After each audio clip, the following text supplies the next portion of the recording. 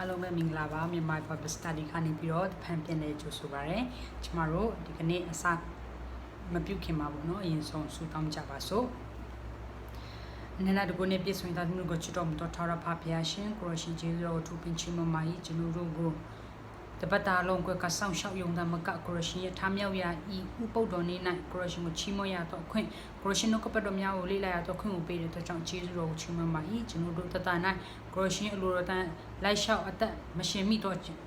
အပြစ်တစ်ခုစီရတဲ့ကိုရရှိခွင့်လို့ပေးတော်မူလျက်ကျွန်တော်တို့ရဲ့နေ့စဉ်နဲ့ပြုလုပ်မိတော့တိလျက်နဲ့ပြုလုပ်မိတော့ပြများတော်၎င်းမတိဘဲနဲ့ပြုလုပ်မိခဲ့တော့အပြစ်များကိုလည်းကိုရရှိခွင့်လို့ပေးတော်မူပါဒီကနေ့ကိုရရှိတို့ကပတ်တော်များကိုလေ့လာတဲ့အခါမှာလည်းကိုရရှိတို့ကပတ်တော်ကိုကောင်းချီးပေးတော်မူလျက်ကျွန်တော်တို့အသက်တာ၌တည်ဆောက်ဆရာဖြစ်စေတော်မူပါဈာနာတော်သူတဲ့အရောက်စီတဲ့အသက်တာကိုလည်းကိုရရှိကောင်းချီးပေးတော်မူလျက်ဒီနှုတ်ကပတ်တော်အားဖြင့်ကျွန်တော်တို့အသက်တာ၌ကယ်တင်ရှင်လိုအပ်တယ်ဆိုတဲ့အကြောင်းကိုရရှိတပန်သိမြင်နိုင်ဖို့ရန်အတွက်ကိုရရှိရဲ့နှုတ်ကပတ်တော်ကိုဝင်ရမယ်ကျွန်တော်အပေါ်မှာလည်းကိုရရှိကောင်းကြီးများပေးတော်မူလျက်ကိုရရှိနှုတ်ကပတ်တော်များကိုတည်ချရှင်းလင်းစွာ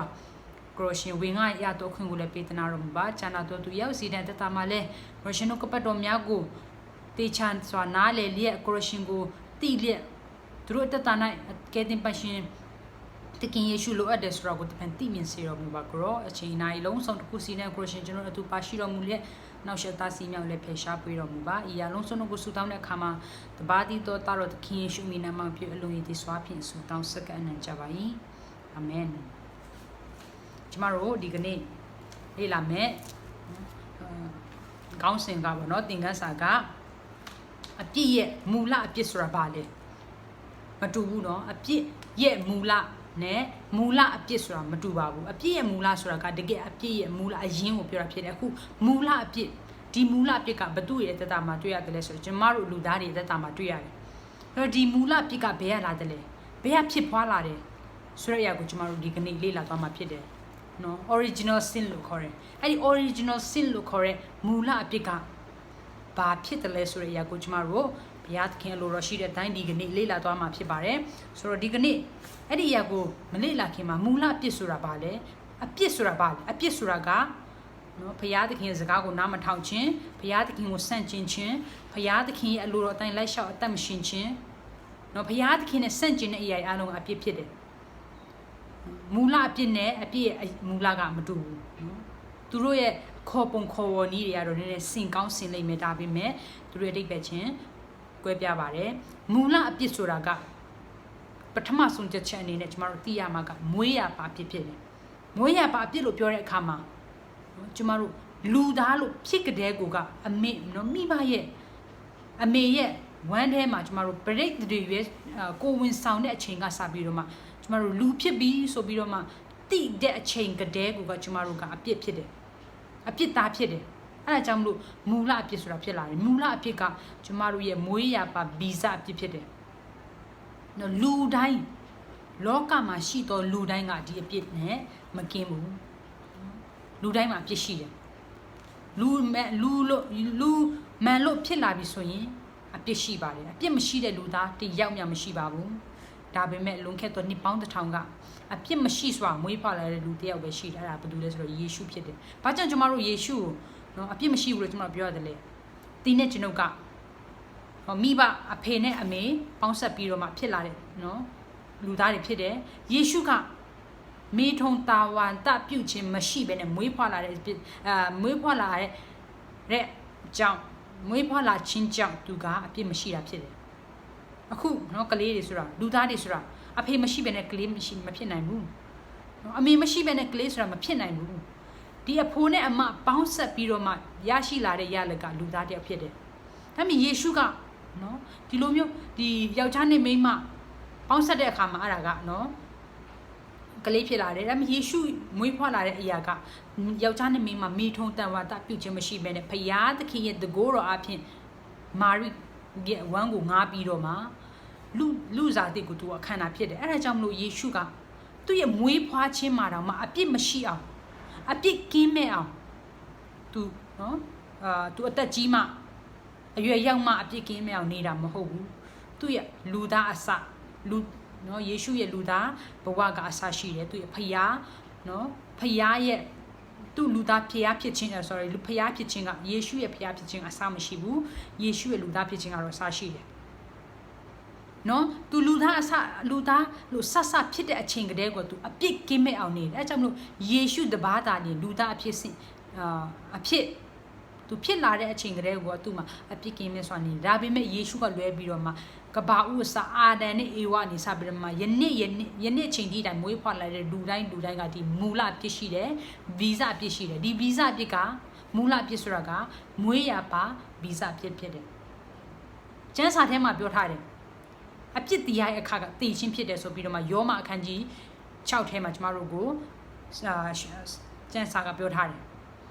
နော်လူတိုင်းကတည်ရမယ်ဘာကြောင့်လဲအပြစ်ရှိတဲ့အတွက်ကြောင့်ဖြစ်တယ်ဒီအပြစ်ကဘယ်ဆတယ်နော်တကယ်အပြစ်ရဲ့အရင်းကိုကျမတို့ရှာကြည့်တဲ့အခါမှာအဲ့ဒါက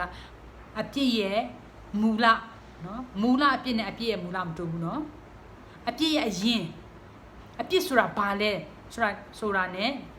မူလအပြစ်ကဘာလဲဆိုတာမတူပါဘူးမူလအပြစ်ဆိုတာကျမတို့လူသားတွေအတွက်ဖြစ်တယ်ကျမတို့လူသားတွေရဲ့အထဲမှာရှိတဲ့နော် DNA လို့ခေါ်တဲ့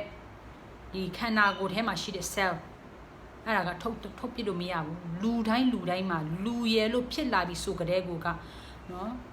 ကျမတို့အပြစ်သားဖြစ်တယ်အဲကြောင့်မလို့မူလအပြစ်လို့ပြောတဲ့အခါမှာလူတိုင်းနဲ့မလွတ်ဘူးလူတိုင်းမှာမူလအပြစ်ရှိတယ်ဒီအပြစ်ကြောင့်ဘယ်ကိုသွားမလဲငရဲကိုသွားရမှာဖြစ်တယ်သွားခြင်းဒီဖြစ်စေမသွားခြင်းဒီဖြစ်စေသွားကိုသွားရမှာဖြစ်တယ်ဆိုတော့ဒီမူလပြစ်ကိုဘယ်သူကဆောက်လုပ်တာလဲဆိုတော့ကျမတို့ကျန်းစာကိုကြည့်တဲ့အခါမှာအရင်ဘက်ကတော့လည်းကျမတို့လေ့လာခဲ့ပြီးကဘာဦးကျန်းထဲမှာကျန်းစာကဖော်ပြထားတယ်အာဒန်နဲ့အေဝါကဘုရားသခင်စကားကိုနားမထောင်ဘူးမစားနဲ့ဆိုတဲ့တီးကိုစားတယ်စားတဲ့နေ့မှာဧကအမှန်တေရမယ်ဆိုတာကိုတိလျက်နဲ့သူတို့ကအဲ့အတီးကိုဘုရားရဲ့စကားကိုနားမထောင်ဘဲနဲ့အဲ့အတီးကိုစားခြင်းအပြင်လူသားတွေအားလုံးကဘုရားရဲ့နော်ဂတိပေးထားတဲ့စားတဲ့နေ့မှာဧကအမှန်တေရမယ်လို့ပြောတဲ့အတိုင်းဘုရားသခင်ရဲ့နော်မိန့်မာတော်မူချက်ထဲမှာသူတို့ကြားရောက်တာဖြစ်တယ်ဒီအပြစ်ကြောင့်လူသားတွေအားလုံးတင်တဲ့ကျွန်တော်အပါဝင်လူသားတွေအားလုံးကဒီအပြစ်ငရဲကိုကြားရောက်ရတာဖြစ်တယ်ဒီမူလအပြစ်ကိုရရှိတာဖြစ်တယ်ဒီမူလအပြစ်ကကျမတို့လုပ်လို့မဟုတ်ဘူးကျမတို့ကောင်းမှုကုသိုလ်လုပ်လို့ကျမတို့အပြစ်မလုပ်လို့ဒီကျမတို့မှာမူလအပြစ်မရှိဘူးမဟုတ်ဘူးအာဒန်နဲ့အေဝါကနေဆင်းသက်လာတဲ့လူသားတွေဖြစ်တဲ့အတွက်ကြောင့်သူတို့ရဲ့အပြစ်ကြောင့်ကျမတို့လည်းအပြစ်ရှိလာတာဖြစ်တယ်ဘာဆိုင်လို့လဲလို့မေးမယ်နော်မေးကောင်းမေးလိုက်မယ်တွေးကောင်းတွေးလိုက်မယ်ဆိုင်ပါတယ်ကျမတို့ကအာဒန်နဲ့အေဝါနေဆင်းသက်လာတဲ့လူတွေဖြစ်တဲ့အတွက်ကြောင့်အာဒန်နဲ့အပြစ်ကိုလည်းကျမတို့မှာနော်လက်ခံရရှိထားတဲ့သူတွေဖြစ်တယ်တိမတာနော်လက်ခံခြင်းဒီဖြစ်စေမခံခြင်းဒီဖြစ်စေဒီကအမှန်တရားပါပဲကျမအနေနဲ့လည်းလက်မခံခြင်းဘူးပဲထားတော့ဒါပေမဲ့လက်ခံခြင်းဒီဖြစ်စေကျမဘက်ကလက်မခံခြင်းဒီဖြစ်စေဒါကကျမ်းစာကပြောတဲ့အမှန်တရားဖြစ်တယ်ဘလို့အမှန်တရားဆိုကျမတို့ဘလို့သိနိုင်တယ်လဲလို့နောက်ထပ်မေးခွန်းထပ်မေးကောင်းဖေးမေးလိုက်မယ်မေးတဲ့အခါမှာကျမတို့နော်ဒီအမှန်တရားကโอเคဘုရားသခင်ကစားတဲ့မှာဧကအမှန်တရားမယ်ဆိုတဲ့အရာကိုကျမတို့ကိုပြောတယ်ဆိုတော့ဒီသိချင်းကနော်နှမျိုးဖြစ်တယ်ပထမကခန္ဓာသိချင်းဒုတိယဝိညာဉ်သိချင်းဝိညာဉ်သိချင်းခန္ဓာသိချင်းကကြတော့ကျမတို့ဒီခန္ဓာနော်ဘုရားသခင်ဖန်ဆင်းထားသူ့ရဲ့ပုံတရံနဲ့အညီပုံရိပ်နဲ့ညီဖန်ဆင်းထားတဲ့ခန္ဓာကတင်းနေတော့တရှင်မှာသိရမယ်အဲ့ဒါဘုရားရဲ့နှုတ်ကပတ်တော်ပြည့်စုံခြင်းဖြစ်တယ်ဒုတိယသိချင်းကအပယ်ငရဲထဲမှာထာဝရမိအိမ်ထဲမှာထာဝရခံစားရမှာဖြစ်တယ်အဲ့ဒီအချိန်မှာကျတော့ကျမတို့ခန္ဓာတည်တယ်လို့မျိုးကျမတို့တည်တဲ့အခါမှာဘာမှမသိတော့ကျမတို့ကိုဘယ်တော့ပဲရိုက်ပုတ်နေသည်ဖြစ်စေကျမတို့မခံစားရတော့ဘူးဘာကြောင့်လဲတည်သွားပြီဒါမဲ့ခန္ဓာတည်ခြင်းကအဲ့လိုမဟုတ်ဘူးမေဆိုဒီခန္ဓာsorry ဝိညာဉ်တည်ခြင်းကအဲ့လိုမဟုတ်ဘူးဝိညာဉ်တည်ခြင်းကတည်ခြင်းလို့ပြောတဲ့အခါမှာနော်ခံစားရခြင်းကိုပြောတာဖြစ်တယ်အပယ်ငရဲထဲမှာမိငရဲထဲမှာထာဝရခံစားရမှာဖြစ်တယ်အဲ့ဒါကကျမတို့လူတွေရဲ့နော်အပြစ်ကျမတို့လူတွေရဲ့သွားရမယ်နော်နီးလန့်ဖြစ်တယ်ကျမတို့ပုံသေးသွားရမယ်နီးလန့်ဖြစ်တယ်ဒါပေမဲ့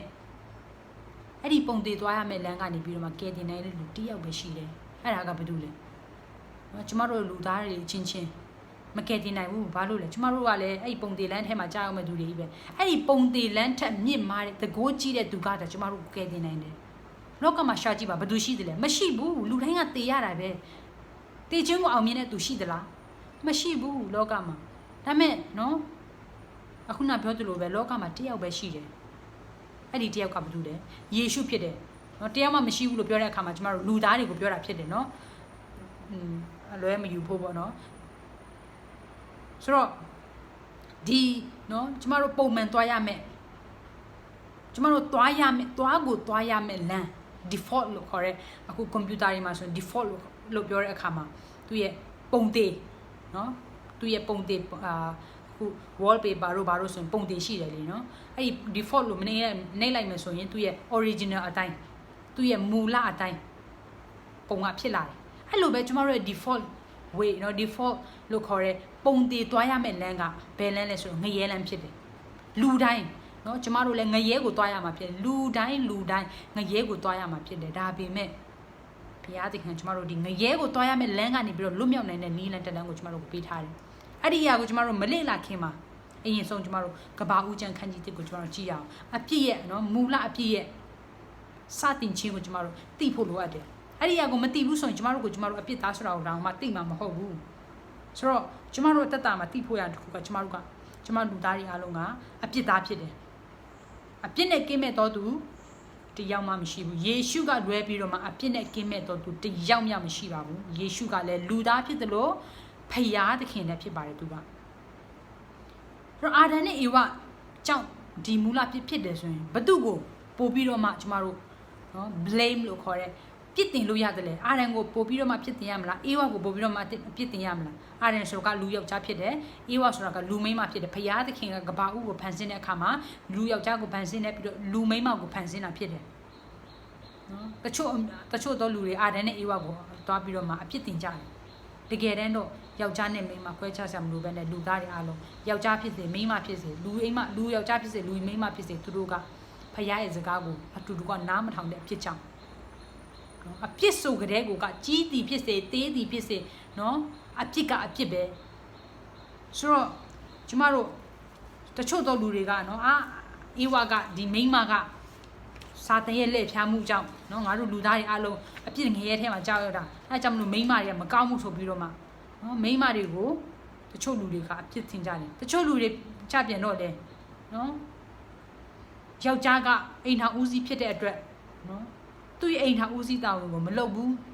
တာဝန်ကျေပွန်စွာမထမ်းဆောင်ဘူးဆိုပြီးတော့မှအာဒံကိုအပြစ်တင်ကြတယ်ဒါပေမဲ့ကျမ်းစာကိုကျွန်တော်တို့ကြည့်တဲ့အခါမှာဘသူ့ကိုအပြစ်တင်ကျွန်တော်တို့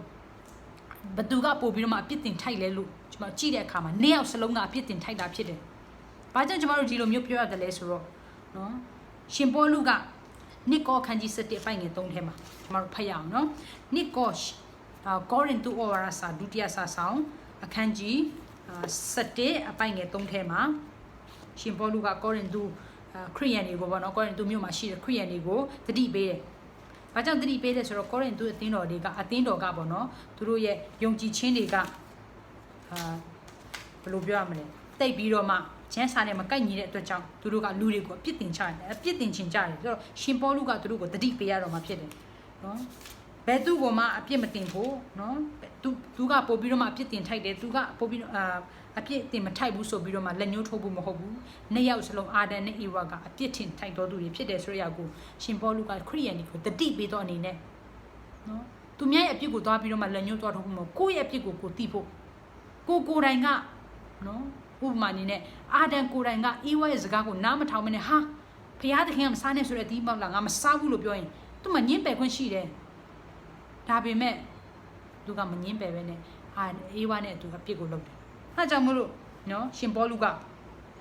ခရိယန်တွေရဲ့အသက်တာမှာဒီလိုမျိုးလက်ဖြားမှုတွေကိုမခံဖို့နော်စာတန်ရဲ့အာဒန်နဲ့အေဝါကစာတန်ရဲ့လက်ဖြားမှုထဲမှာကြာရောက်ပြီးတော့မှအပြစ်ထဲရောက်ရှိတာဖြစ်တယ်အဲဒါကြောင့်မို့လို့လူသားတွေအားလုံးမှာမူလအပြစ်ဆိုတာရှိတယ်ဗီဇအပြစ်နော်ဗီဇအပြစ်လို့ခေါ်တယ်ဒီဗီဇအပြစ်ကလူရယ်လို့ဖြစ်လာပြီဆိုကြတဲ့ကွာနော်အကောင့်တိုင်းမွေးလာသည်ဖြစ်စေနော်ချိုးတက်ပြီးတော့မွေးလာသည်ဖြစ်စေလူတိုင်းကအပြစ်ရှိတာဖြစ်တယ်အပြစ်နဲ့ကင်းလို့တော့သူတရားမှမရှိဘူးအဲဒါကြောင့်မလို့နိကောအခန်းကြီး7ပိုင်ငယ်3ကိုကျွန်တော်တို့ဖတ်ရအောင်နော်အားလုံးတွေ့ပြီဆိုရင်အတူတူကဖတ်ရအောင်နိကောရိန္သုဩဝါဒစာဒုတိယစာဆောင်အခန်းကြီး7အပိုင်ငယ်3ကောရိန္သုဩဝါဒစာဒုတိယစာဆောင်အခန်းကြီး7အပိုင်ငယ်3ဖတ်ရအောင်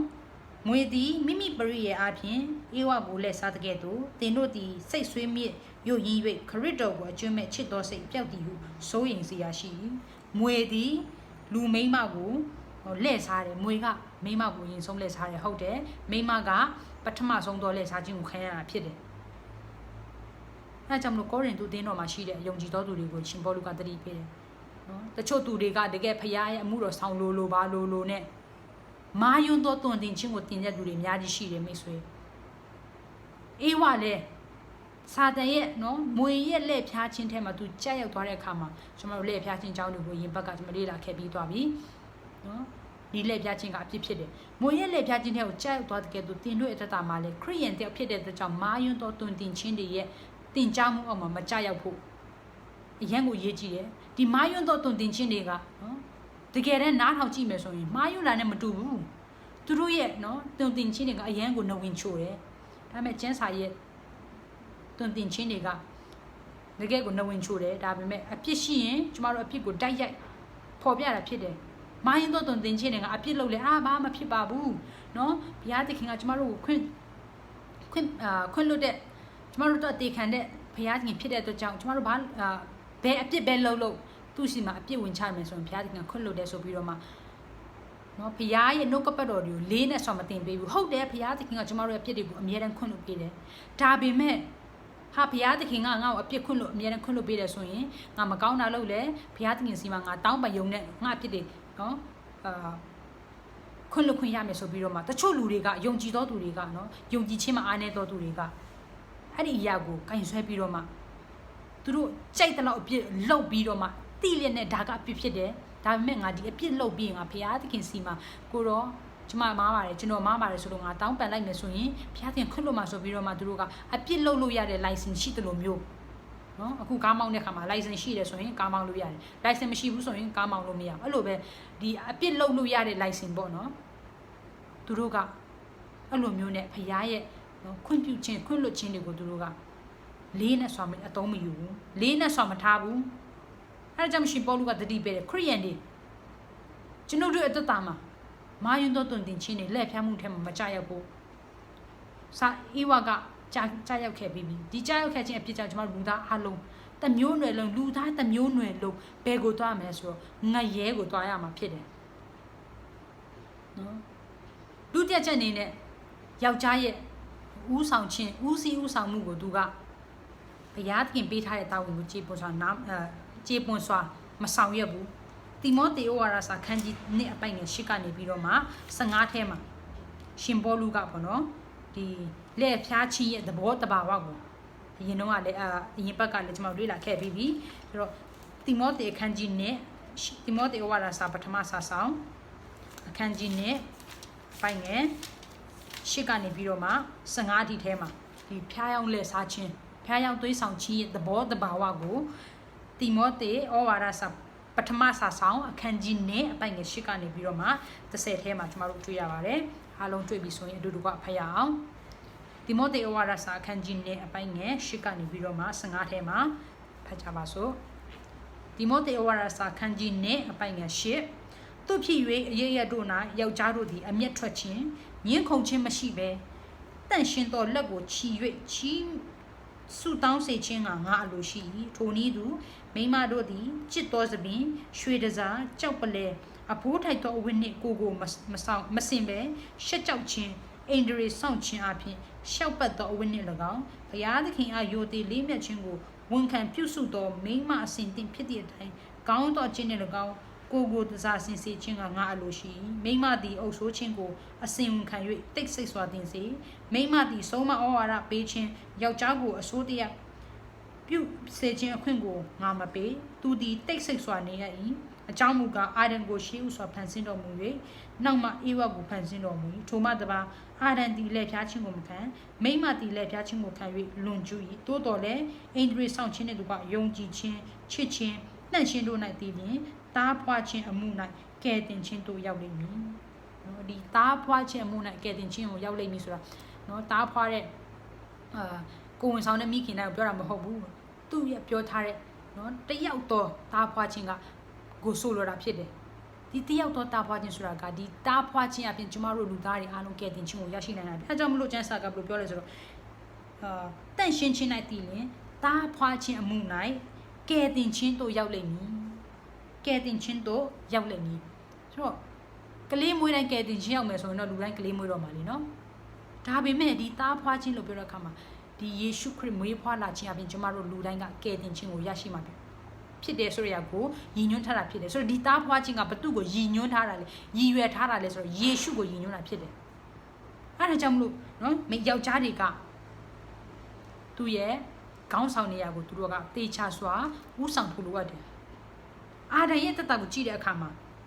နော်အာဒံကခေါင်းဆောင်ဖြစ်တည်အားလျော်စွာသူ့ရဲ့ဘုရားသခင်ပြင်ဆင်ပေးထားတဲ့ခေါင်းဆောင်နေရာကိုသူလိုက်လျှောက်စွာကောင်းမွန်စွာနော်မထိမ့်သိမ့်ဘူးမိမရဲ့နော်လက်ဖြားခြင်းကိုသူလက်ဖြားခြင်းထဲမှာကြာရောက်ပြီးတော့မှစာတန်နဲ့အတူနော်ဘုရားသခင်ကိုရဲ့စကားကိုနားမထောင်မဲနဲ့သူတို့အပြစ်ထဲရောက်ရှိတာဖြစ်တယ်ဆိုတော့ဘသူ့ကိုပို့ပြီးတော့မှအပြစ်တင်ထိုက်လဲဆိုတော့ယောက်ျားကိုလားလူယောက်ျားအာဒံကိုလားလူမိန်းမအေဝါကိုလားနှစ်ယောက်စလုံးကအပြစ်တင်ထိုက်တော်သူတွေဖြစ်ပါတယ်နော်အဲ့လိုမျိုးပြောလို့ကျမတို့အာဒံနဲ့အေဝါကိုသွားပြီးတော့မှမုန်းတိနေဖို့မဟုတ်ဘူးကျမတို့ဒါတို့နေရာမှာဆိုလဲနော်လဲကြရင်လဲကြသွားနိုင်တယ်လဲကြရဲဆိုတာအပြစ်ထဲကိုကျသွားနိုင်တယ်ဆိုတော့နော်ဒါပေမဲ့ဘုရားသခင်ရဲ့ကောင်းမြတ်ခြင်းကအယံကိုထူးဆန်းပါတယ်ဘုရားသခင်ရဲ့နော်တကိုးတော်ကဘုရားသခင်ချစ်ချင်းမြတ်တာကအယံကိုကြီးမားပါတယ်အာဒံနဲ့အေဝါအပြစ်ထဲကိုရောက်ရှိပြီဆိုကြတဲ့ကိုကဘုရားသခင်ပြည့်ညတ်ထားတယ်အေကံအမှန်တည်ရမယ်ဆိုရက်နော်သူရဲ့ဂတိတော်ကကျွန်တော်တို့အပေါ်မှာတက်ရောက်တာဖြစ်တယ်ဆိုတော့ဒီအာဒံနဲ့အေဝါကဘုရားသခင်ဥယျာဉ်ထဲကနေပြီးတော့မှနေထုတ်ခြင်းကိုခံရပြီးတော့မှဘုရားသခင်ရဲ့ပြည့်ညတ်ထားတဲ့အေကံအမှန်တည်ရမယ်ဆိုရကိုသူတို့တွေ့ကြုံရတာဖြစ်တယ်အဲ့လိုမျိုးဘုရားသခင်မနှင်ထုတ်ခင်မှာဘုရားသခင်ကကျမတို့ကိုကယ်တင်ဖို့ယေရှုခရစ်ကိုပေးထားတယ်အားကြောင့်ကဘာဦးကျန်ခန်းကြီး3ပိုက်ငယ်16ကိုကျမတို့ကြည့်တဲ့အခါမှာကျမ်းစာကကျမတို့ကိုပြောထားတယ်နော်မွေနဲ့မွေဆိုတာကစာတန်ကိုပြောတာဖြစ်တယ်နော်မွေနဲ့ဖယားမိန်းမရဲ့အမျိုးနယ်ကိုရန်ညှိုးဖွဲ့စေမယ်မိန်းမရဲ့အမျိုးနယ်ဆိုတာဘသူ့ကိုဆိုလိုတာလဲကျမလူသားတွေအားလုံးကယောက်ျားမျိုးနယ်ဖြစ်တယ်ဘာကြောင့်ယောက်ျားမျိုးနယ်လဲနော်အဖေကနေစဉ်းစားတာအဖေအမေပေါင်းဆက်ပြီးတော့မှဖြစ်လာတဲ့လူသားတွေဖြစ်တဲ့ကြောင့်ယောက်ျားအမျိုးနယ်ဖြစ်တယ်မိန်းမအမျိုးနယ်ကတယောက်ပဲရှိအဲ့ဒါဘာလို့လဲဆိုတော့ယေရှုဖြစ်တယ်မိန်းမရဲ့အမျိုးနယ်ဘာကြောင့်မိန်းမအမျိုးနယ်လို့ပြောသလဲသူကတန့်ရှင်တော်ဝိညာဉ်တော်အပြင်မာရိရဲ့ဝမ်းပိုက်ကိုငါပြီးတော့မှလူအဖြစ်လူစားတိကိုခံယူတာဖြစ်အဲကြောင့်မလို့သူကမိန်းမကနေမွေးဖွားလာတော့သူဖြစ်တယ်ယောက်ျားကနေယောက်ျားနဲ့မိန်းမပေါင်းပူးပေါင်းပြီးတော့မှမွေးဖွားလာတာမဟုတ်ဘူးအဲကြောင့်မလို့ကျမ်းစာကနော်ဒီယေရှုဖျားမမွေးဖွားခင်နှစ်ပေါင်းများစွာကတည်းကမဖြစ်ခင်ကတည်းကကျမ်းစာကအတိအကျဖော်ပြပြီးတာမိန်းမရဲ့အမျိုးနယ်ဆိုရဲယေရှုခရစ်နဲ့စာတန်နဲ့ယဉ်ညိုးဖွဲ့စေမယ်ဘသူကနိုင်မလဲကျမတို့ကျမ်းစာကိုဖတ်ရအောင်ကပ္ပဦးကျမ်းခန်းကြီး3ပိုက်ငယ်16ထဲမှာအားလုံးတွေ့ပြီဆိုရင်ဖတ်ရအောင်နော်ကပ္ပဦးကျမ်းခန်းကြီး3ပိုက်ငယ်16ထဲမှာတင်းနဲ့မိန်းမကို၎င်းတင်းရဲ့အမျိုးနယ်နဲ့မိန်းမအမျိုးနယ်ကို၎င်းငါသည်ယဉ်ညိုးဖွဲ့စေမည်နော်ပြန်ရမယ်သူဒီဆိုတာစာတန်ကိုပြောတာဖြစ်တယ်မွေကိုနော်ဘုရားသခင်အခုမွေကိုcursing လို့ခေါ်တဲ့ကြိမ်ချင်းအမင်္ဂလာကိုပေးနေတာဖြစ်တယ်။ဘာကြောင့်လဲဆိုတော့မွေနဲ့မွေရဲ့မိန်းမရဲ့လူယောက်ျားရဲ့ကိုဘုရားသခင်ကအပြစ်ပေးတာဖြစ်တယ်။ဆိုတော့ဒီအခန်းကြီး3ပိုက်ငယ်15ထဲမှာဘုရားသခင်ကမွေကိုအပြစ်ဒဏ်ပေးနေတာဖြစ်တယ်။ဆိုတော့မွေကိုပြောတယ်သူဒီဆိုတာမွေကတင်းသူဒီဆိုတာကsorry okay ပြန်ဖတ်ရအောင်နော်ခန်းငယ်15နဲ့တင်းဒီမိမကို၎င်းတင်းရဲ့အမျိုးနွယ်နဲ့မိမအမျိုးနွယ်ကိုငါတီရညှိုးဖွဲ့စင်ပြီးသူဒီဆိုတာကယေရှုကိုဆိုလိုတာဖြစ်တယ်မိမအမျိုးနွယ်ကဆင်းသက်လာတဲ့သူကတင်းဤကောင်းကိုမွေရဲ့အကောင်းကိုကြိတ်လိုက်မည်တင်းဤကောင်းကိုကြိတ်လိုက်မည်တင်းဒီမွေကသူဤဖနှောက်ကိုကြိတ်လိုက်မည်မွေကယေရှုရဲ့ဖနှောက်ကိုစုံစမ်းနိုင်တယ်အရင်ဘက်ကကျွန်တော်တို့လေ့လာခဲ့ပြီးတယ်ယေရှုကိုနီးမျိုးစုံနဲ့စုံစမ်းတယ်နော်ဒါပေမဲ့အောင်နိုင်လားမအောင်နိုင်ဘူးဒါပေမဲ့ယေရှုကစာတန်ရဲ့ကောင်းကိုကြိတ်မှာဖြစ်တယ်ခေါင်းကိုကြိတ်ပြီးဆိုကြတဲ့ကအသက်ရှင်အောင်မလားဆိုတော့မရှင်တော့ဘူးလက်ကိုကြိတ်တယ်ဆိုရင်တော့အသက်ရှင်ကောင်းရှင်နိုင်သေးတယ်ခေါင်းကိုကြိတ်ကျမတို့ခန္ဓာမှာကျမတို့ခန္ဓာကိုထိန်းချုပ်နေတဲ့အရာကဥကောင်းဖြစ်တယ်နော်ဥကောင်းတာတစ်ခုခုဖြစ်ပြီးဆိုရင်နော်လေပြီးပြက်ပြီးတော့မှကျမတို့ခန္ဓာကြီးပဲအသက်ရှင်လို့ရတယ်ဆိုတဲ့အရာကမဟုတ်ဘူးအဲကြောင့်မလို့ယေရှုဖခင်ကစာတန်ဥကောင်းကိုကြိတ်မယ်လို့ပြောတဲ့အခါမှာအောင်နိုင်ခြင်းကိုရမယ်ဆိုတဲ့နော်အရာကိုကဘာဦးချန်ဒီယေရှုဖျားမမွေးဖွားခင်ဖြစ်လာမယ့်အရာတွေနော်မဖြစ်ခင်မှာကတည်းကဘုရားသခင်တိကျစွာမိမ့်မအမျိုးနယ်လို့တိကျစွာဖော်ပြထားတာဖြစ်တယ် ဆိုတော့ကယ်တင်ခြင်းကိုအဲ့ကလေးကဘုရားကပေးထားတာဖြစ်တယ်အဲဒါကြောင့်အဲ့မိန်းမမျိုးနဲ့အဲ့နေဆင်းသက်လာတဲ့ယေရှုခရစ်တော်ကိုသင်ရဲ့အသက်တာမှာကယ်တင်ပိုင်ရှင်ဖြစ်လက်ခံယုံကြည်မှသာလျှင်ဒီနော်ကျမတို့သွားကိုသွားရမယ့်လမ်းငရဲလမ်းကနေလွတ်မြောက်နိုင်မှာဖြစ်တယ်ဘာကြောင့်ဒီငရဲလမ်းကိုကျမတို့သွားတယ်လဲအပြစ်ကြောင့်ဖြစ်တယ်ဆိုတော့ကျမတို့ဒီအပြစ်မရှိဘူးဆိုတော့ကျမတို့ငရဲသွားစရာမလိုဘူးဆိုတော့ဒီအပြစ်ကနေပြီးတော့လွတ်မြောက်နိုင်တဲ့ကယ်တင်ရှင်ကိုကျမတို့ရှာရတော့မယ်ကျမတို့နော်ဒုက္ခရောက်နေတဲ့အချိန်မှာကျမတို့ကိုညီမဲ့သူရှိတယ်ဆိုရင်ကျေးဇူးရမ်းတင်တယ်နော်ကိုညီမဲ့သူကိုကျမတို့ရှာတယ်ဘာကြောင့်လဲကျမတို့မှာနော်အခက်ခဲကြုံနေရတဲ့အခါမှာကျမတို့ကိုညီမဲ့သူလိုတယ်အခုကအခက်ခဲမဟုတ်ဘူးထာဝရစာခံစားရမယ်နော်ထာဝရတွေ့ကြုံရမယ်ဆင်းရဲဒုက္ခနဲ့တွေ့ကြုံရမယ်နေရာကနေကဲလွတ်နိုင်တဲ့သူကိုဘုရားသခင်ပေးပြီးသွားပြီအဲ့ဒီလူကိုကျမတို့ကမယုံကြည်ပဲနဲ့မရှာပဲနဲ့ကိုယ့်ဟာကိုလောကမှာကိုကြိုက်တယ်လို့နေမယ်ဆိုရင်ဘယ်သူပဲဆုံးရှုံးလဲဆိုတော့ကျမတို့ပဲဆုံးရှုံးပါတယ်ဘာဆုံးရှုံးလဲထာဝရအသက်ဘုရားသခင်ပေးထားတဲ့အခမဲ့ပေးထားတဲ့ထာဝရအသက်ဆုံးရှုံးတယ်ဒီထာဝရအသက်ကဘယ်သူထဲမှာလဲယေရှုခရစ်ထဲမှာဖြစ်တယ်နော်ဆိုတော့ခန်းကြီးကပောက်ကျန်ခန်းကြီးတော့ပိုင်ငယ်စကားကဘုရားသခင်ကဟုတ်တယ်သူရဲ့ပြောထားတဲ့အတိုင်းဧကမန်တရားမယ်ဒါပေမဲ့သူ့ရဲ့ချစ်ချင်းကိုလည်းပြသတာဖြစ်တယ်တကယ်တော့သူကျမတို့ကဲတင်ရှင်ပေးစရာမလိုဘူးကျမတို့ကခံထိုက်တာဖြစ်တယ်ကျမတို့လှုပ်တဲ့အဖြစ်ကြောင့်ကျမတို့လူသားရလို့ငရဲကိုသွားမှာဒါပေမဲ့ဘုရားသခင်ကသူ့ရဲ့ချစ်ချင်းမေတ္တာကိုပြသတယ်အဲ့လိုပဲကျမတို့တတ်တာမှလေသူဘာကိုချစ်ချင်းမေတ္တာပြသဖို့လိုအပ်တယ်မိတ်ဆွေဘုရားသခင်ကဲ့သို့ကျမတို့တတ်တာမှာသူတဘာကိုချစ်နိုင်ပြီလားသူတဘာကိုခွန့်လွတ်နိုင်ဖို့ကျမတို့အစွမ်းကုန်ကြိုးစားရမယ်ဘာကြောင့်လဲကျမတို့လည်းဘုရားသခင်ရဲ့ချစ်ချင်းမေတ္တာကိုခံစားရတယ်ဘုရားသခင်ရဲ့ခွင့်လွှတ်ခြင်းမေတ္တာကိုခံစားရပြီးတော့သူတွေဖြစ်တဲ့အတွက်ကြောင့်သူတစ်ပါးအပေါ်မှာကျမတို့မုန်းတိနေစရာမလိုဘူးကျမလည်းဒီအရာနဲ့အရန်ကို struggle ပေါ့နော်အရန်ကိုအခက်ခဲဖြစ်စေတယ်တခါပေါ့နော်သူတစ်ပါးကိုမချစ်နိုင်ဘူးတခါသူတစ်ပါးကိုမခွင့်လွှတ်နိုင်ဘူးတခါသူတစ်ပါးပေါ်မှာနော်ကောင်းသောစိတ်တွေမထားနိုင်ဘူးအဲ့ဒါကအပြစ်ဖြစ်တယ်ဆိုအဲ့ဒါကဒီအရာတွေကကျမတို့မလှုပ်ချင်ပဲနဲ့ဖြစ်နေတဲ့အရာတွေအဲ့ဒါကဘာကိုပြတာလဲဆိုတော့မူလအပြစ်ကိုပြတာဖြစ်တယ်ကလေးတွေအသက်တာမှာနော်အပြစ်လုပ်ဖို့ဆိုတာတင်ပေးစရာကိုမလိုဘူးအပြစ်မလုပ်ဖို့နော်ကောင်းနေဖို့လိမ့်မနေဖို့ဆိုတာအမြဲတမ်းတင်ပေးရတယ်ဒါပေမဲ့အဲ့ဒီအရာကြနားမထောင်မဲနဲ့မတင်ပေးတဲ့မဟုတ်တဲ့ဟာတွေမကောင်းတဲ့ဟာတွေကြတော့ကျမတို့ငယ်ကတည်းကနော်ဒီခန္ဓာမှာအပြစ်သားခန္ဓာဖြစ်တဲ့နော်ဒီအားလျော်ဆိုအဖြစ်တရားလျော်ဆိုကျမတို့အပြစ်လုပ်ဖို့ဆိုတာဝင်မလေးဘူးဘယ်သူမှအပြစ်လုပ်ဖို့ဝင်မလေးဘူးမကောင်းချင်းအပြစ်လုပ်တယ်ဆိုတာတကယ်လူတက်မှသူ့ဥစ္စာခိုးမှအပြစ်လုပ်တာမဟုတ်ဘူး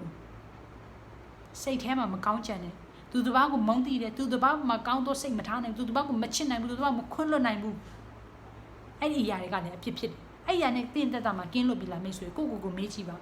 ဘယ်သူမှမကင်းလွတ်ပါဘူးဆိုတော့ဒီအရာတွေကဘာလဲလို့ကျမတို့ကိုပြန်မေးကြည့်တဲ့အခါမှာအပြစ်ဖြစ်တယ်ဆိုတော့ဒီအပြစ်ကြောင့်ကျမ်းစာကကျမတို့ကိုရှင်းလင်းတေချာတိကြပြောထားတယ်ဒီအပြစ်ကြောင့်လူသားအလုံးဘယ်ကိုသွားမလဲငရဲကိုသွားရမှာဖြစ်တယ်နော်ငရဲကိုသွားရမှာဖြစ်တယ်မသွားချင်လဲသွားရမှာဒါပေမဲ့အဲ့ဒီငရဲကနေလွတ်မြောက်နေတဲ့နီးလန်တလန်းရှိတယ်အဲ့ဒီကယေရှုတပါးလည်းဖြစ်တယ်ကျမ်းစာထဲမှာကျမတို့ကိုပြောထားတယ်နော်ဒီအပြစ်ရဲ့တဘာဝကျမတို့မလုပ်ချင်လဲလုပ်မိသွားတယ်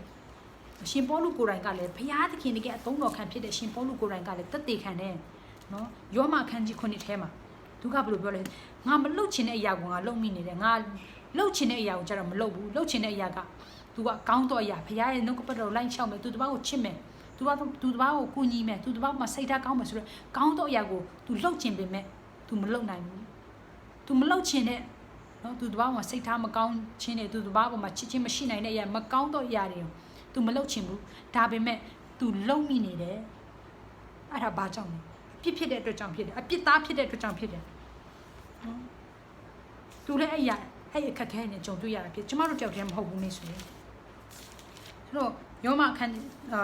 န်းကြီး9ကိုကျမတို့ကြည့်တဲ့အခါမှာနော်ရှင်ပေါလုကသူ့ရဲ့အခက်ခဲတွေကိုကျမတို့ကိုဖော်ပြထားတာဖြစ်တယ်လူသားဖြစ်တဲ့သူလည်းလူသားဖြစ်တရားလို့ဆိုတာဘုရားအသုံးတော်ခံဖြစ်တော်냐လည်းပဲသူလည်းဒီခက်ခဲနဲ့ကြုံတွေ့ရတယ်။ဘာကြောင့်လဲမူလအပြစ်ဗီဇအပြစ်ကြောင့်ဖြစ်တယ်။ယောမအခန်းကြီး9ထဲမှာကျွန်တော်တို့ဖတ်မယ်ဆိုရင်ပေါ့နော်တွေ့ရလိမ့်မယ်။အခန်းငယ်9ကနေပြီးတော့မှ73ထဲမှာကျွန်မ အဆုံးဖတ်ပြပါမယ်တို့ဖြစ်၍အဘယ်တို့ပြောရမည်နည်းပြည့်ညတ်တရား၌အပြစ်ရှိသလိုအပြစ်မရှိနိုင်ရာတို့ရရင်ပြည့်ညတ်တရားအဖြစ်ဒါအပြစ်သဘောကိုငါသိရ၏တို့အဘယ်တို့နည်းဟုမူကားလောဘစိတ်မရှိစေနှင့်ပြည့်ညတ်တရားမဆိုးလျင်လောဘသဘောကိုငါမသိအပြစ်တရားသည်ပြည့်ညတ်တရားအဖြစ်အခွင့်ရ၍ငါ၌အမျိုးမျိုးသောလောဘတို့ကိုဖြစ်စေ၏လောဘဆိုတာမကောင်းတဲ့အရာဖြစ်တယ်မကောင်းတဲ့အရာကိုသူတည့်ရသားနဲ့သူလောလောမိနေတဲ့ဆိုရာကိုခန်းခန်းရှိထဲမှာအပြစ်တရားသည်ပြည့်ညတ်တရားအဖြစ်အခွင့်ရ၍ငါ၌အမျိုးမျိုးသောလောဘကိုဖြစ်စေ၏ပြည့်ညတ်တရားမရှိရင်အပြစ်တရားတည်၏အထက်ကပြည့်ညတ်တရားမရှိတဲ့ဖြင့်ငါသည်အသက်ရှင်ပြည့်ညတ်တရားပေါ်မှာအခါပြစ်တရားသည်ရှင်ပြန်၏ငါလည်းတည်၏အသက်ရှင်ခြင်းနှင့်ဆိုင်သောပြည့်ညတ်တရားသည်တည်ခြင်းနှင့်ဆိုင်သည်ကိုငါတွေ့၏အပြစ်တရားသည်ပြည့်ညတ်တရားအပြင်အခွင့်ကိုရရင်ငါကိုလက်ဖြား၍ထိုတရားအပြင်ငါကိုတက်လေတို့ဖြစ်ထို့ကြောင့်ပြည့်ညတ်တရားသည်တန့်ရှင်းခြင်းရှိပြည့်ညတ်တရားလည်းတန့်ရှင်းခြင်းဖြောင့်မတ်ခြင်းကောင်းမြတ်ခြင်းရှိတို့ဖြစ်ရင်ကောင်းမြတ်သောအရာသည်ငါ၌တည်ခြင်းအကြောင်းကြောင့်ဖြစ်တယ်လို့မဖြစ်နိုင်ရာပြည့်ညတ်တရားသည်မိမိသဘောကိုထင်ရှားစေခြင်းကကောင်းမြတ်သောအရာအားဖြင့်ငါ၌တည်ခြင်းကိုပြု၍တည်ခြင်းအကြောင်းဖြစ်၏ထို့သောအကြောင်းအပြစ်တရားသည်ပြည့်ညတ်တော်အားဖြင့်အလွန်ပြည့်စုံခြင်းတို့ရှိ၏ခံငယ်14ကိုဖတ်တဲ့အခါမှာထိုမှတပါပြည့်ညတ်တရားသည်ဝိညာဉ်ပ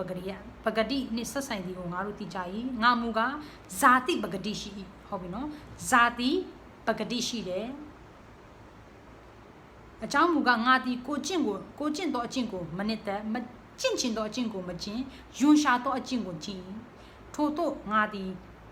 တို့ဖြစ်လျင် အခန်းစခွန်တို့ဖြစ်လျင်မကောင်းသောအကျင့်ကိုငါကိုယ်တိုင်ကျင့်သည်မဟုတ်ငါအထဲ၌နေသောအပြစ်တရားသည်ကျင့်ငါအထဲ၌ကျမတို့အထဲမှာရှိတဲ့ဇာတိအပြစ်ကမကောင်းသောအရာကိုလုပ်နေတာဖြစ်တယ်ငါအထဲမှာဇာတိပဂတိကောင်းသောအရာတစ်ခုမှမတည်သည်ကိုငါသိသူ့ထဲမှာကျွန်ုပ်တို့လူသားတွေထဲမှာကောင်းတဲ့အရာတစ်ခုမှမရှိဘူးအကြောင်းမူကားငါသည်ကျင့်ချင်သောစိတ်ရှိတော်လဲကောင်းစွာကျင့်သောအခွင့်ကိုရှာ၍မတွေ့နိုင်ငါသည်ကျင့်ချင်သောအကျင့်ကောင်းကိုမကျင့်ချင်သောအကျင့်ဆိုးကိုကျင့်ထို့သောငါမကျင့်ချင်သောအကျင့်ကိုကျင့်ရင်ငါကိုယ်တိုင်ကျင့်သည်မဟုတ်ငါအထဲ၌နေသောအဖြစ်တရားသည်ကျင့်ထို့သောကောင်းသောအကျင့်ကိုငါကျင့်ချင်သောအခါမကောင်းသောအကျင့်ကိုငါကျင့်စေတတ်သောတရားကိုငါတွေ့ငါသည်အတွင်းလူအဖြစ်ဘုရားသခင်ပြည့်ညတ်တရားတို့ကိုနှစ်သိမ့်တိုးတော်လဲငါကိုခန္ဓာငါကိုအင်္ဂါများ၌ရှိသောပြည့်ညတ်တရားသည်စိတ်ဝိညာဉ်တရားကိုစိုင်ပြန်တိုက်လည်တဲ့ဖြင့်ငါအင်္ဂါများ၌ရှိသောပြည့်ညတ်တရားလက်သို့ငါကိုဖမ်းသွားအနံ့သည်ကိုငါမြင်၏ငါသည်ညှို့ညင်သောသူဖြစ်ပါတကားအသေးကောင်မှငါ့ကိုအဘယ်သူကယ်လို့မြင်နည်းဒီအဖြစ်ကြောင့်ကျမတို့ကလူအသေးကောင်ဖြစ်တယ်အသေးကောင်ဆိုတာကနော်ခန္ဓာသေးတာကိုပြောတာမဟုတ်ဘူးဝိညာဉ်သေးတာကိုပြောတာလည်းဖြစ်တယ်ဆိုတော့ဒီအဖြစ်ကဒီကျမတို့ကိုသေစေနိုင်တဲ့အရာကနေပြီးမှကယ်တင်နိုင်တဲ့သူဘသူရှိတယ်လဲသူရှာကြည့်တဲ့အခါမှာငါတို့ယေရှုခရစ်အားဖြင့်ကယ်လွတ်တော်မူသောဖယားသခင်ဂျေဇုတော်ကြီးလာပါ၏ဒီအပြစ်ကနေလွတ်နိုင်တဲ့သူတယောက်ကိုသူရှာတွေ့ပြီအဲ့ဒီလူကဘယ်သူလဲဆိုတော့ယေရှုဖယားဖြစ်တယ်နော်ယေရှုဖယားရဲ့ကယ်လွတ်တော်မူခြင်းကြောင့်ဖယားသခင်ဂျေဇုကိုသူသိပြီးတော့ဖယားသခင်ကိုချီးမွမ်းတယ်ဖယားသခင်ရဲ့ဂျေဇုတော်ကကြီးလာ၏ထို့သောစိတ်ဝိညာဉ်အပြင်ဖယားသခင်တရားတော်အလိုတို့၎င်းဇာတိပဂတိအပြင်အပြစ်တရားလိုတို့၎င်းငါလိုက်၏ဖယားသခင်ဂျေဇုတော်ကြောင့်သူတတ်နိုင်သမျှဝိညာဉ်ထဲမှာသူစ조사တယ်ဇာတိလူအပြင်နော်သူအပြစ်ထဲမှာသူရောက်ရှိနေတာဖြစ်တယ်ဆိုတော့ကျမတို့လူသားခန္ဓာအခုကျမတို့ခရိယန်ဖြစ်တော်ညာလည်းပဲကျမတို့အပြစ်ထဲမှာရှိနေသေးတာဖြစ်တယ်ကျမတို့ခန္ဓာကပြည့်စုံတဲ့ခန္ဓာမဟုတ်သေးဘူးဆိုတော့ရှင်ပေါလုကလည်းသူအပြစ်ရှိတယ်ဆိုတော့သူသိပြီးတော့မှယေရှုကိုယုံကြည်လက်ခံပြီးတော့မှအသက်သင်ကယ်တင်ပိုင်ရှင်ဖြစ်လုံးယုံကြည်လက်ခံတဲ့အခါမှာသူ့ရဲ့တသက်မှာကယ်တင်ခြင်းရတယ်ငြိမ်သက်ခြင်းရရှိတယ်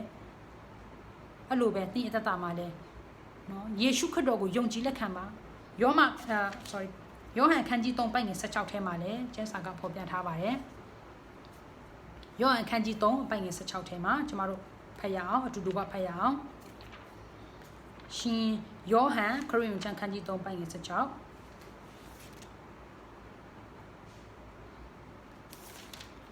အားလုံးတွေ့ပြီဆိုရင်အတူတူကဖတ်ရအောင်ဘုရားသခင်သားတော်ကိုယုံကြည်သောသူအပေါင်းတို့သည်ပျက်စီးခြင်းသို့မရောက်ထာဝရအသက်ကိုရစေခြင်းကဘုရားသခင်သည်မိမိ၌တပါးတည်သောသားတော်ကိုစွန့်တော်မူသည့်တိုင်အောင်လောကီသားတော်ကိုချစ်တော်မူ၏ဘုရားသခင်သူ့ရဲ့တပါးတည်သောသားတော်ယေရှုကိုတည်နေခြင်းတို့အတွက် တေခံဖို့ရန်အတွက်ကားတိုင်းမှာတေခံဖို့သူ့မှာအပြစ်မရှိဘူးသို့တော်ညာလည်းပဲတင်းနဲ့ကျွန်တော်ရဲ့အပြစ်ကိုခံယူဖို့ရန်အတွက်ကားတိုင်းမှာတေခံဖို့ရန်ယေရှုဖခင်ကစင်ကြွလာတာဖြစ်တယ်နော်အသေးခံနေမကသေးဘူးတင်းနဲ့ကျွန်တော်အတွက်ညှင်းဆဲခြင်းဆဲဆိုခြင်းတတွေးထွေးခြင်းကဲ့ရဲ့ခြင်းတွေကိုများစွာခံခဲ့တယ်အဲ့ဒါကဘသူကြောင့်လဲကျွန်ုပ်ကြောင့်ဖြစ်တယ်တင့်ကြောင့်ဖြစ်တယ်ကျွန်တော်အပြစ်ကြောင့်ဖြစ်တယ်တို့တော်ညာလည်းပဲယေရှုကပါဇက်တကုန်းကိုမြတ်သူနော်သူ့ပါဇက်ကိုမဖွင့်မဲ့နဲ့သူ့ကိုသူဖျားဖြစ်တယ်ဆိုရရကိုမပြဘဲနဲ့ကျမတို့ခံရမယ့်ဖြစ်တယ်အားလုံးကိုသူနှိမ့်ချက်ဆိုခံခဲ့ပြီးသွားပြီဆိုတော့ဒီဗီဇအပြစ်ကနေပြီးတော့လွတ်မြောက်နိုင်တဲ့နီးလန်ကတလဲမဲ့ရှိတဲ့ယေရှုကိုယုံကြည်ခြင်းအဖြစ်ယေရှုကကျွန်တော်တို့သက်သေးတယ်အသွေးကိုသွန်းလောင်းတယ်အဲ့ဒါမပြီးသေးဘူး3ရက်မြောက်သောနေ့မှာရှင်ပြန်ထမြောက်တယ်ကျမ်းစာလာသည့်အတိုင်းဖယားသခင်ရဲ့နှုတ်ကပတ်တော်ဖယားသခင်ဂတိပေးထားတဲ့အတိုင်း3ရက်မြောက်သောနေ့မှာရှင်ပြန်ထမြောက်တယ်ရှင်ပြန်ထမြောက်ပြီးတော့မှကောင်းကင်နိုင်ငံမှာအခုကျွန်တော်တို့နေဖို့ရန်နေရာကိုပြင်ဆင်နေတာဖြစ်တယ်ဆိုတော့ကျမတို့ကိုးကွယ်တဲ့ယုံနော်ဖယားကအသက်ရှင်တဲ့ဖယားဖြစ်တယ်အဲ့နေတဲ့ဖယားမဟုတ်ဘူးဘာမှမသိတဲ့ဖယားမဟုတ်ဘူးသူကိုယ်တိုင်ကကျွန်တော်တို့ကိုဖန်ဆင်းတဲ့ဖယားဖြစ်တဲ့အတွက်ကြောင့်သူကထာဝရတကိုးကြီးတော်ရှင်ဖြစ်တယ်အဲ့ဒီကဲတင်ရှင်ကိုတင်သက်တာမှာယုံကြည်လက်ခံမယ်ဆိုရင်ကျမတို့ကဲတင်ခြင်းကိုရရှိမှာဖြစ်တယ်ဒါအပြင်ယေရှုကဘာကြောင့်အသေးသက်ခံရတာလဲသူ့မှာပြစ်ရှိသလားယေရှုကဘာတူလဲတင်တိကောင်းနော်တိကောင်းတိမယ်မတိတဲ့သူလည်းရှိကောင်းရှိနိုင်တယ်ဆိုတော့မတိတဲ့သူတွေအတွက်ကျွန်မနည်းနည်းရှင်းပြချင်တယ်ယေရှုဖခင်ဆိုတာကဖခင်တဘာတိတော်သားတော်ဖြစ်တယ်ခုနယောဟန်ခန်းကြီး3ပိုင်ငယ်16ထဲမှာဖတ်တဲ့အတိုင်းပဲသူတဘာတိတော်သားတော်ကိုကျွန်မတို့ကိုပေးတာဖြစ်တယ်ဘာကြောင့်သူကကျွန်မတို့တေခံရမှာလဲသူနဲ့ဘာဆိုင်လဲလို့နော်မိကွန်းထုတ်ကောင်းထုတ်နိုင်တယ်အယံကိုတက်ဆိုင်တယ်ကျွန်မတို့နဲ့ယေရှုဖခင်ကလောကကိုမစင်ကြွလာဘူးဆိုရင်ဒီနေ့ကျွန်တော်မှာကဲတင်ခြင်းဆိုတာရှိမှလည်းမဟုတ်သလိုထာဝရတက်ဆိုတာလည်းရရှိမှာမဟုတ်ဘူးဆိုတော့ယေရှုကိုကားနေပေါ်မှာတင်တဲ့သူကဘယ်သူတွေလဲကျမ်းစာအရပြောရမယ်ဆိုရင်ဂျူးလူမျိုးတွေပေါ့နော်ဂျူးလူမျိုးတွေကယေရှုကိုကားတိုင်းပေါ်မှာအတိတက်ဖို့ရန်အတွက်နော်သူတို့ကအားပေးကြတယ်တကယ်တမ်းတော့ဂျူးလူမျိုးတွေပဲမဟုတ်ဘူးတင်နဲ့ကျွန်ုပ်နဲ့အပါကိုတခြားတော့တပါးတော်မျိုးတွေဖြစ်တဲ့တင်နဲ့ကျွန်ုပ်ကလေသူ့ယေရှုကိုကားတိုင်းပေါ်မှာတိတက်ဖို့ရန်တင်နေတာဖြစ်တယ်ဘာကြောင့်လဲကျွန်ုပ်တို့အပြစ်ကြောင့်ဖြစ်တယ်သူ့မှာအပြစ်တစ်စက်မှမရှိဘူးသူကဖျားကိုယ်တိုင်ဖြစ်တယ်ဘလောက်ပဲလက်ဖျားခြင်းကိုခံရနေသည်ပါစေနေပါစေသူလုံးဝမပြစ်မှာဘူးဖျားကိုသူလုံးဝတစ်စက်မှလုံးဝကိုမပြစ်မှာဘူးကျမတို့နော်အများကြီးလက်ဖျားဖို့မလိုဘူးကိုယ့်အားနဲ့ချက်လေးနည်းနည်းလက်ဖျားလိုက်မယ်ဆိုတော့ပါသွားပြီအပြစ်ကနော်ပြောစရာကိုမလုပ်အောင်ကိုလုပ်ပြီးသွားပြီဒါပေမဲ့ယေရှုကအဲ့လိုမဟုတ်ဘူးသူကဖျားဖြစ်တရားလို့ဆိုတာဖျားသခင်ရဲ့နှုတ်ကပတ်တော်ခမဲတော်ရဲ့နှုတ်ကပတ်တော်ကိုသူတေချာနော်ဣတိမလွဲလိုက်လျှောက်ပြီးတော့မှတင်းနဲ့ကျွန်တော်ကိုကဲတင်တာဖြစ်တယ်ဆိုတော့ဒီယေရှုရဲ့ကဲတင်ခြင်းအသေးခံခြင်းအဖြစ်ဒီနေ့ကျွန်တော်အပြစ်တွေကစေးကြောခွင့်ရတာဖြစ်တယ်ယေရှုရဲ့အသေးသက်ခံတဲ့အခါမှာသူအသွေးတော်ကိုတွန်းလောင်းတယ်ယေရှုအသွေးတော်အဖြစ်ကျွန်တော်တို့အပြစ်တွေအားလုံးစေးကြောတာဖြစ်တယ်ကျွန်တော်ဆူတောင်းတဲ့အခါမှာအပြစ်ကိုစေးကြောပါလို့ပြောတဲ့အခါမှာကျမတို့အပြစ်ကိုဘယ်သူကပဲစေးကြောပေးနိုင်လဲဆိုတော့ယေရှုအသွေးတော်ကပဲစေးကြောပေးနိုင်တာဖြစ်တယ်ဒီယေရှုရဲ့အသွေးတော်စေးကြောပေးပြီးတဲ့အခါမှာမပြီးသေးဘူးယေရှုက3ရက်မြောက်သောနေ့မှာရှင်ပြန်ထမြောက်တယ်ဒီယေရှုရှင်ပြန်ထမြောက်ခြင်းဖြင့်တနေ့တော်သူရှင်မှာကျမတို့ခရိယန်တွေဖြစ်တဲ့ဘုရားကိုယုံကြည်တော်သူယေရှုခရစ်တော်ကိုအသက်သခင်ကယ်တင်ပိုင်ရှင်ဖြစ်ယုံကြည်တော်သူကတနေ့တော်သူရှင်မှာထဘုရားသခင်နဲ့နော်ပြန်လဲတွေ့ဆုံဖို့ရန်အတွက်ကျမတို့ခန္ဓာကတည်သွားတော်ညလည်းပဲရှင်ပြန်ထမြောက်လာမှာဖြစ်တယ်အဲဒါကြောင့်မလို့ခရိယန်တွေတည်တဲ့အခါမှာခရစ်တော်၌အိပ်ပျော်ခြင်းလို့ပြောတာဖြစ်တယ်ကျမတို့ကတည်တာမဟုတ်ဘူးအိပ်ပျော်နေတာဖြစ်တယ်နော်အိပ်ပျော်တဲ့သူဆိုတာကတနေ့တော့ချိန်မှာနိုးလာမှာဖြစ်တယ်ကျမတို့အိပ်ပြီးတော့မှနော်ဟို3-4နှစ်လောက်အိပ်တာမဟုတ်ဘူးအိပ်တယ်ဆိုတာကနိုးလာမယ်ဆိုတဲ့အတိနဲ့ကျမတို့အိပ်တယ်လို့ကျမပြောတာဖြစ်တယ်အဲကြောင့်မလို့ခရိယန်နေတည်တဲ့အခါမှာအိပ်တာတည်တာမဟုတ်ဘူးအိပ်နေတာဖြစ်တယ်တင်တော့ချိန်မှာယေရှုပြပြန်လဲဆင်းကြွလာတဲ့အခါမှာကျမတို့ကသူနဲ့သူပြန်လဲတွေ့ပြီးတော့မှရှင်ပြန်ယေရှုပြ3ရက်မြောက်သောနေ့မှာရှင်ပြန်ထမြောက်တဲ့ကဲ့သို့ကျမတို့လည်းတည်ခြင်းကနေပြီးတော့မှထမြောက်ပြီးတော့မှတန့်ရှင်းသောခန္ဓာကိုယ်တွေရရှိလာမှာဖြစ်တယ်ဆိုတော့ဒီအကြောင်းကိုကျွန်တော်တို့ပြောနေတာအလကားတမဟုတ်ဘူးမိတ်ဆွေတင်းရဲ့သက်တာမှာဒီယေရှုကိုမယုံကြည်သေးဘူးယေရှုကိုမသိသေးဘူးဆိုရင်ယနေ့ပဲသိပါယနေ့ပဲလက်ခံပါအချိန်မဆွဲပါနဲ့ အချိန်မကုန်ခင်ဒီတသခင်ကျမတို့ကိုထာဝရတက်ပေးနိုင်တဲ့ကယ်တင်ရှင်အပြစ်ကိုခွင့်လို့အပြစ်ကိုဆေးကြောပေးနိုင်တဲ့ဖရာသခင်ကိုယုံကြည်ပါဒီဖရာသခင်ကလွယ်ပြီးတော့မှကျန်တဲ့ဖရာကကျမတို့ကိုနော်ကယ်တင်နိုင်တာမဟုတ်ဘူးယေရှုခရစ်သားလင်ထာဝရအသက်ရှင်သောဖရာဖြစ်တယ်ယေရှုခရစ်သားလင်ကျွန်တော်တို့ကိုကယ်တင်နိုင်သောဖရာဖြစ်တယ်နောက်ဆုံးချက်အနေနဲ့ကျွန်မအားလုံးဖတ်စေခြင်းတဲ့ကျမ်းကယောမအခန်းကြီး9ပိုင်ငယ်19အဲ့ဒီຢာနဲ့ကျွန်တော်တို့အဆုံးသတ်စေခြင်းနဲ့အဆုံးသတ်ခြင်းနဲ့ပြီးတော့နော်ဒီကျမ်းပိုက်ကိုဖတ်တဲ့အခါမှာလည်းတေချာဂရုစိုက်ပြီးတော့မှဖတ်စေခြင်းပါတယ်ယောမအခန်းကြီး9အပိုင်ငယ်19ထဲမှာကျွန်တော်တို့အားလုံးအတူတကွဖတ်ရအောင်ယောမအခန်းကြီး9ပိုင်ငယ်19ထဲမှာအားလုံးတွေ့ပြီဆိုရင်အတူတကွဖတ်ရအောင်ယောမအခန်းကြီး9ပိုင်ငယ်19အကြောင်းမူကားတယောက်သောသူသည်နားမထောင်သောအပြင်လူများတို့သည်အပြစ်ရောက်သည်နည်းသူတယောက်သောသူသည်နားထောင်သောအပြင်လူများတို့သည်ဖြောင့်မတ်ရာသို့ရောက်ကြ၏စဖတ်ရအောင်အခန်းငယ်20ထိုမှတပါပြည့်ညက်တရားသည်တဖန်ဝင်သဖြင့်ပြစ်မှားသောအပြစ်ပွား၏သို့တော်လည်းအပြစ်ပွားများသည့်အရာမှာဂျေဇုတော်တာ၍ကျွယ်ဝ၏တို့ဖြစ်လျင်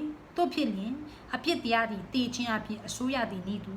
ငါတို့သခင်ယေရှုခရစ်ပြုစုတော်မူ၍ဂျေဇုတရားသည်ထာဝရအသက်နှင့်ရှင်သောဖြောင့်မတ်ရာသို့တွင်ခြင်းအပြင်အစိုးရလေအံ့တည်းဆိုပြီးတော့မှကျမ်းစာကယေရှုခရစ်အဖြစ်ကျွန်တော်တို့ယေရှုခရစ်ရဲ့ပြုလုပ်ခြင်းအသေးခံခြင်းနော်သူရဲ့နှိမ်ချခြင်းသူရဲ့ခံရတဲ့အရာအပြင်ကျွန်တော်တို့အားလုံးကကယ်တင်ခြင်းကိုရရှိတာဖြစ်တယ်အဲ့လိုပဲယောမအခန်းကြီး6ပိုင်ငယ်36ထဲမှာကျမ်းစာကပြောထားတယ်အဖြစ်တရားရဲ့အခါကတည်ခြင်းပေသည်ဘုရားသခင်ပေးတော်မူသောဆုကျေးဇူးတော်ကငါတို့ယေရှုခရစ်အပြင်ထာဝရအသက်ပေသည်ဆိုပြီးတော့မှကျမ်းစာကကျွန်တော်တို့ကိုဖော်ပြထားတယ်အဲဒါကြောင့်မို့သင်အသက်တာမှာဒီသခင်ယေရှုကိုမယုံကြည်သေးဘူးဆိုမသိသေးဘူးဆိုယုံကြည်ပါအသက်သခင်ကတင်ပိုင်ရှင်ဖြစ်ယုံကြည်ပဲပါနော်ဒါကအခမဲ့ဖြစ်တယ်ပတ်စံပေးဆရာမလိုဘူးကောင်းမှုကုသိုလ်လုပ်ဆရာမလိုဘူးအဲ့လိုပြောလို့နော်ဟာဒါဆိုရင်ငါတို့အပြစ်ကငါတို့ကြိုက်တယ်လို့နေလို့ရတယ်လို့ပြောတာမဟုတ်ဘူးဒီဖရာသခင်ကိုချစ်တဲ့စိတ်ဂျေဇုတင်တဲ့အနေနဲ့ကျမတို့အပြစ်ကိုသူစီးကြောပေးပြီးပြီဒီအပြစ်ကိုစီးကြောပေးတဲ့သူကိုရှာပါဘယ်မှာရှာနေလဲကျမတို့မရှာနိုင်ပါဘူးဆိုတော့ကျမတို့ကိုထာဝရအသက်ကိုပေးနိုင်တဲ့ကယ်တင်ရှင်ကယေရှုတစ်ပါးပဲရှိတယ်လူတွေကတည်ပြီးသွားတဲ့အခါမှာနှစ်နေရာကိုသွားမှာဖြစ်တယ်ကောင်းကင်နဲ့ငရဲကိုသွားမှာဖြစ်တယ်ယေရှုကိုယုံကြည်သောသူကကောင်းကင်နဲ့ငရဲကိုသွားရမှာယေရှုကိုမယုံကြည်သောသူကဘယ်ကိုသွားမှာဆိုတော့ငရဲကိုသွားရမှာဖြစ်တယ်ဒီလမ်းနဲ့လမ်းထဲမှာရွေးချယ်ရမယ့်အရာကတင်ရွေးချယ်ရမှာဖြစ်တယ်ဘုရားသခင်ကနော်ကောင်းတဲ့လမ်းကိုပေးခဲ့ပြီးပြီဘသူအဖြစ်လဲယေရှုအဖြစ်ကျမတို့ကိုပေးခဲ့ပြီးပြီကိုယ့်ရဲ့တက်တာမှာလိုက်မခံခြင်းဘူးဆိုရင်တော့နော်ကိုယ်တဘောပါပဲဒါပေမဲ့ဘုရားသခင်လူသားအလုံးကယ်တင်ခြင်းကိုရစေခြင်းနဲ့အဲ့လိုပဲကျမတက်တာမှာလည်းတင့်ကိုကယ်တင်ခြင်းကိုရစေခြင်းနဲ့ဘုရားသခင်ပေးတဲ့လက်ဆောင်ဖြစ်တယ်နော်ဆိုတော့ဒီယေရှုခရစ်ကိုအသက်သခင်ကယ်တင်ပိုင်ရှင်ဖြစ်ယနေ့ပဲလက်ခံပါယနေ့ကကယ်တင်ရာနေ့ဖြစ်တယ်မနေ့ပြင်ဘာဖြစ်မလဲဒီကနော်ဒီနားထောင်ပြီးတဲ့အခါမှာဒီစီစဉ်ကိုနားထောင်ပြီးတဲ့အခါဘာဖြစ်လဲကျွန်တော်မသိနိုင်ဘူးဆိုတော့အချိန်ရှိခိုင်းမှာဒီကျမတို့ကိုကယ်တင်နိုင်တဲ့ကျမတို့ကိုကယ်တင်နိုင်တဲ့မဟုတ်ဘူးเนาะကယ်တင်တဲ့ယေရှုခရစ်တော်ကိုအသက်သခင်ကယ်တင်ပါရှင်ပြီးယုံကြည်လက်ခံမယ်ဆိုရင်သင်ယနေ့တည်ဆုံးသွားရင်လည်းစိတ်ပူစရာမလိုတော့ဘူးဘုရားသခင်နဲ့ထာဝရတွေ့ဆုံရတော့မှာဖြစ်တယ်ဆိုတော့အဲ့ဒီကောင်းကြီးမင်္ဂလာကိုကျမသင်ကိုလည်းဝင်ငါခြင်းနဲ့သင်ရဲ့တမှာလည်းခံစားစေခြင်းနဲ့တကယ်ပဲခံစားပါယုံကြည်ပါเนาะဘုရားကောင်းမြတ်ခြင်းတွေကိုသင်သိလာမှာဖြစ်တယ်ဆိုတော့ဒီလောက်နဲ့ကျမတိုက်တွန်းအားပေးခြင်းနဲ့ကျွန်တော်တို့ရောက်စီတဲ့အပေါ်မှာဘုရားသခင်ကောင်းကြီးပေးပါစေကျမတို့ဆုံးသက်ဆုတောင်းကြပါစို့။ဘုရားဖျားကရရှင်ကျေးဇူးတော်ကိုချီးမွမ်းပါ၏ကျွန်တော်တို့ဒါ၌ကျွန်တော်တို့ရဲ့လူသားများရဲ့အပြစ်မူလအပြစ်ဒီဗီဇအပြစ်ကြောင့်ကျမတို့အားလုံးလူသားများအားလုံးဒီငရဲကိုတွားရမှာဖြစ်ပါ၏။သို့တော်ညာလည်းပဲကရရှင်ချစ်ချင်းမြတ်တာသနာချင်းဂယုဏအဖြစ်ကျွန်တော်တို့ကိုကရရှင်တပါးသီးသောသားတော်ကိုစွန့်တော်မူသည့်တိုင်အောင်လောကီသားတွေရဲ့အပြစ်များကိုကရရှင်ခွင့်လွှတ်ပေးဖို့ရန်အတွက်ကရရှင်တပါးသီးသောသားတော်ကိုလောကကိုဆေးလို့ပြီးတော့မှကျွန်တော်တို့အတွက်ကားတိုင်းပေါ်မှာအသေးခံလျက်အသွေးတော်ကိုသုံးလောင်းလျက်၃ရက်မြောက်သောနေ့မှာရှင်ပြန်ထမြောက်ခြင်းအဖြစ်ကျွန်တော်တို့အသက်တာကိုကယ်တင်ခြင်းထာဝရအသက်ကယ်တင်ခြင်းကိုပေးတဲ့အတွက်ကြောင့်ကျေးဇူးတော်ကိုချီးမွမ်းပါကြရောဒီချာနာတော်သူရောက်စီ တိုင်းအထဲ၌ကိုရရှင်မတိတော်သူများရှိရင်လည်းကိုရရှင်သူတွေဝိညာဉ်မျက်စိဝိညာဉ်သားများဖွင့်ပေးတော်မူလျက်ဒီအမှန်တရားကိုသိစေတော်မူလျက်ကိုရသူတွေတတ၌ကိုရရှင်ကိုယုံကြည်ဖို့ရန်အတွက်ကိုရရှင်သူတို့အပေါ်မှာလည်းတနာခြင်းပြုနာများကိုပြသတော်မူပါဒီနှုတ်ကပတ်တော်များဖတ်တဲ့အခါမှာလည်းကျွန်တော်တို့တတ၌ကိုရရှင်ပေါ်မှာယေရှုတင်ထိုက်တော်သူများဖြစ်ဖို့ရန်အတွက်ကိုရရှင်လမ်းပြပို့ဆောင်တော်မူလျက်ကိုရှင်တွင်တည်တော်မူပါကျွန်တော်တို့တမကိုရှင်ယေရှုတင်သည့်တိုင်မတင်ထိုက်တော်ရများကိုရှင်တို့ကပတော်တိုင်လက်ရှောက်မိအရာများမလိုက်ရှောက်မိတော်ရများကိုရှင်ခွင့်လို့ပေးတော်မူလျက်ကျွန်တော်တို့တကိုရှင်ဘုန်းတော်ထင်ရှားဖို့ဖြစ်စေတော်မူပါအစီအစဉ်အစလည်းဆုံးနေကျွန်တော်တို့ပါရှိတဲ့ကြောင့်လည်းယေရှုတော်ချီးမွမ်းပါ၏လာမယ့်အချိန်များမှာလည်းကိုရှင်ကျွန်တော်တို့ပါရှိတော်မူတဲ့ကောင်းချီးပေးတော်မူပါကျွန်တော်တို့အလုပ်ရမယ့်ကြံရမယ့်အရာတစ်ခုစီတော့ကောင်းချီးပေးတော်မူတဲ့ကိုရှင်ဘုန်းတော်ထင်ရှားဖြစ်စေတော်မူပါဤအလုံးစုံတို့ကိုစူးစမ်းတဲ့အခါမှာတပါးသီးသောသားတော်သခင်ရှုမိနမပြုလို့သူတို့မြင်စူးတောင်းစကန်နိုင်ကြပါ၏အာမင်